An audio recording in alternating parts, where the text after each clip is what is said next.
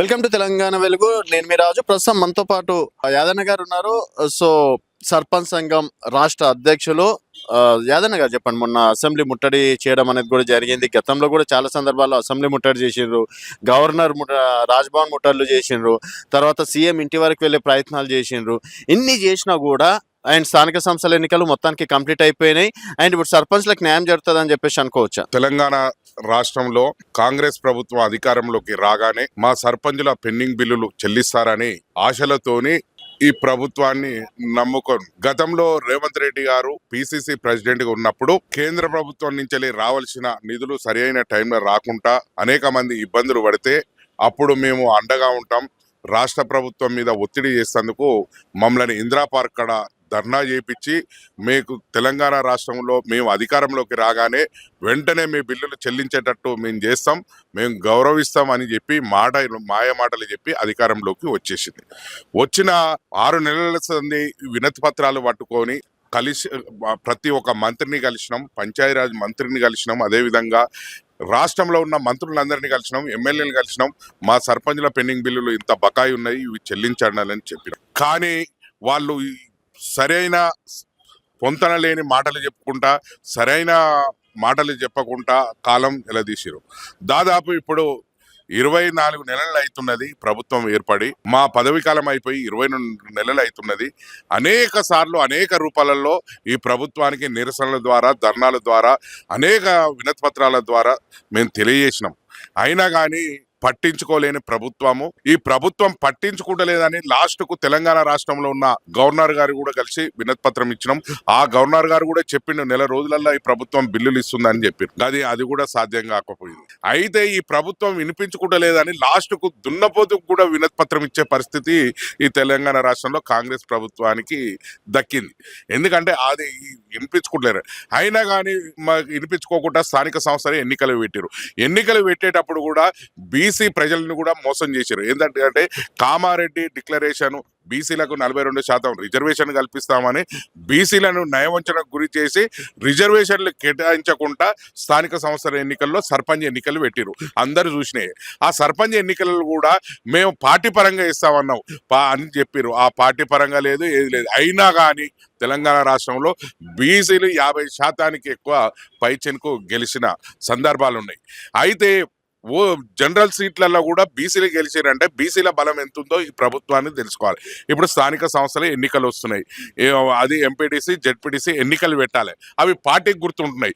ఆ పార్టీ గుర్తుంటే మొన్న సర్పంచులు చూసినాం, వీళ్ళకు దాదాపు 50% బీఆర్ఎస్ పార్టీకి వచ్చినాయి, 50% వీళ్ళకి వచ్చినాయి. అంటే ఈ వ్యవస్థలో స్థానిక సంస్థల ఎన్నికల్లో ప్రభుత్వాలు ఏ ఉంటే దానికి అనుగుణంగా సర్పంచ్ రిజల్ట్ వచ్చేది. కానీ దీనికి వ్యతిరేకంగా కాంగ్రెస్ ప్రభుత్వానికి వ్యతిరేకంగా సర్పంచుల సీట్లు ఇచ్చారు, ప్రజలు ఇచ్చారు. కానీ ఎంపీటీసీ ఎన్నికలు పెట్టాలంటే భయపడి ఇప్పుడు లాగులు దడుస్తున్నాయి వాళ్ళకు. అసలు ఎన్నికలు పెట్టలేని పరిస్థితుల్లో వీళ్ళు ఉన్నారు. ఇప్పుడు వెంటనే పెడతామని చెప్పారు, ఇప్పటిదాకా పెట్టలేదు. అదేవిధంగా మాయి 531 కోట్ల రూపాయల బకాయి అని అనేక సార్లు చెప్పినాం. అసెంబ్లీ ముట్టడించే పరిస్థితి దాకా ఈ కాంగ్రెస్ ప్రభుత్వం తీసుకొచ్చింది. కానీ మా బిల్లులు ఇప్పటికైనా ఈ అసెంబ్లీలో చర్చించి మాట్లాడిన వారికి కూడా సమాధానం చెప్పకుండా, అసెంబ్లీలో అడిగిన ప్రతిపక్షం ఎమ్మెల్యేలు అడిగితే సమాధానం కూడా చెప్పలేని పరిస్థితిలో మంత్రివర్గం ఉన్నది. కానీ వీళ్ళు మూసీ సుందరీకరణతోని 1000 కోట్లు ఖర్చు పెడతామంటారు. ఎట్లా పెడతారు మరి?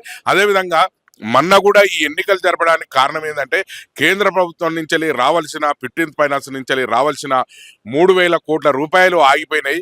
అవి మన రాష్ట్రానికి రప్పిస్తే గ్రామ పంచాయతీలకు ఇస్తారా, వీళ్ళు మరి సొంతగా ఏమన్నా కాంట్రాక్ట్ లాభాలు వచ్చేదానికి వాడుకుంటారా తెలియదు. కానీ ఆ పరిస్థితిలో ఈ రాష్ట్ర ప్రభుత్వం ఉన్నట్టు కనపడుతుంది. సార్, ఇప్పుడు మీరేమో ఎట్లా చెప్తున్నారు 500 కోట్లు సర్పంచ్లకే ఇస్తలేరు, ఈయనేం అభివృద్ధి చేస్తారని. సో ఫ్యూచర్ సిటీ కావచ్చు, స్కిల్ యూనివర్సిటీ కావచ్చు, ఇంటిగ్రేటెడ్ స్కూల్స్ కావచ్చు, ఇట్లాంటివి అన్ని అడ్డుపడుతుంది బీఆర్ఎస్ అని చెప్పేసి వాళ్ళు చాలా క్లారిటీగా చెప్తున్నారు. సో వాళ్ళ అభివృద్ధిని మీరు ఎందుకు అడ్డుపడుతున్నట్టు? గ్రామాలలో తుపాకి రాముడు అనే మాటలు చెప్తాడు.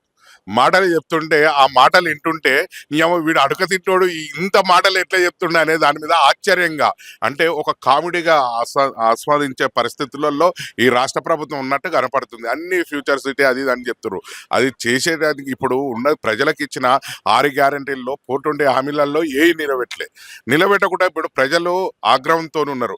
గ్రామాల వరకు పోతే ఇప్పుడు పెన్షన్ 2000 ఉన్నదాన్ని 4000 ఇస్తా ఉన్నాడు. వితంతులకు కానీ వికలాంగులకు 3000 6000 చేస్తామన్నాడు. ఇట్లా డబల్ చేస్తామని చెప్పి అధికారంలోకి వచ్చారు. వాళ్ళే లేవు. రైతులకు యూరియా దొరకలేని పరిస్థితి ఉన్నది. అదే విధంగా చదువుకున్న విద్యార్థులకు స్కూటీలు ఇస్తామన్నాడు. అవి ఇవ్వలేని పరిస్థితిలో ఉన్నాడు. మళ్ళా పెళ్లి చేసిన ఇంట్లో పేదింటి అమ్మాయి పెళ్లి చేసిన వాళ్ళకు 1,16,000 తులం బంగారం ఇస్తున్నాడు.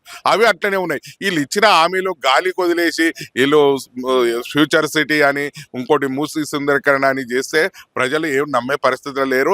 అయినా కానీ ఇలా రోడ్లు ప్రతి ఒక్క నిరుద్యోగులకు వీళ్ళు ఉద్యోగ అవకాశాలు కల్పిస్తామన్నారు. దాదాపు 1,00,000 ఉద్యోగాలు ఇస్తామని చెప్పారు. ఏ ఉద్యోగాలు లేవు ఇప్పటిదాకా. అయితే ఇక్కడ ఇంకోటి మనం సర్పంచ్ విషయంలో మాట్లాడుకోవాల్సింది ఏంటంటే ఇంకో వారం లోపల గ్రామ పంచాయతీకి సంబంధించిన నిధులు విడుదల చేస్తామన్నారు. మరి దానికి సంబంధించి అంటే మీ పాత బకాయిలు క్లియర్ అయినట్టే అనుకోవచ్చా, లేకపోతే కొత్త వారికి అందని ద్రాక్షనే అనుకోవచ్చా నిధులు? ఇప్పుడు నిధులు విడుదల చేస్తామంటారు. కేంద్ర ప్రభుత్వం నుంచి వెళ్ళి వచ్చిన దాన్ని నిధులు విడుదల అవుతున్నాయి అన్నారు. విడుదల అయిన దాన్ని వీళ్ళు పక్కదారి పట్టించే ఆలోచనలో వీళ్ళు ఉంటే మేము పెద్ద ఎత్తున మేము స్థానిక ప్రజాప్రతినిధులను కలుపుకొని మేము ఉద్యమం చేసే పరిస్థితి ఉంటుంది. ఇప్పుడు గెలిచిన సర్పంచ్లను కూడా మమేకం చేసి ప్రభుత్వం మీద తిరుగుబాటు చేసే పరిస్థితి ఉంటుంది డైవర్ట్ చేస్తే. కానీ నేరుగా గ్రామ పంచాయతీలకు రావాలి. ఉన్న పెండింగ్ బిల్లులు కూడా ఇచ్చే విధంగా ప్రభుత్వం ఒక జీవో ఇంప్లిమెంట్ చేసి ఆ బిల్లులు వచ్చే విధంగా చూడాలని ప్రభుత్వాన్ని డిమాండ్ చేస్తున్నాం. ఓకే సార్, ఫైనల్గా ఏం చెప్తారు? ఫైనల్ గా ఏంటంటే స్థానిక సంస్థ ఎన్నికలలో ప్రజాప్రతినిధులను నిర్వీర్యం చేయకుండా ఈ ప్రభుత్వాలు ఉండాలి.